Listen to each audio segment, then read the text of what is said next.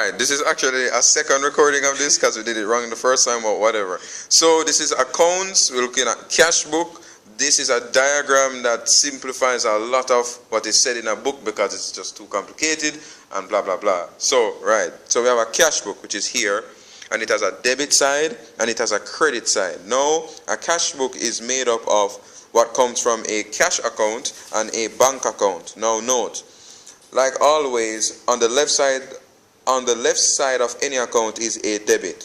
So for the cash account, on the left side you have the debit. For the bank, on the left side we have the debit. Both of these debits goes on the debit side for the cash book. So debit goes into that debit. You see? Right. So now we have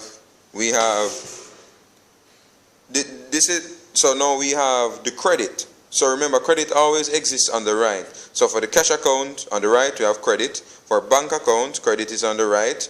And the credit that is on the right for the cash goes over to the credit on the right in the cash book. The credit on the right for the bank goes in the credit on the right in the cash book. Right. And then we have this thing that I have here to show it specifically that is on the credit side. Yes. So we have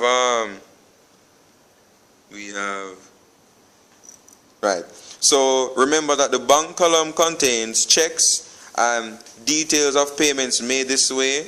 We have direct transfers from the bank account, and we have money received and paid into the bank account. So that's what bank's account deals with. And then over here we have the same bank account, but I placed this information here because I didn't want to crowd over here. I wanted to make it look very neat. So yes. So for bank account, so you send a copy of the account in its books, and then alright.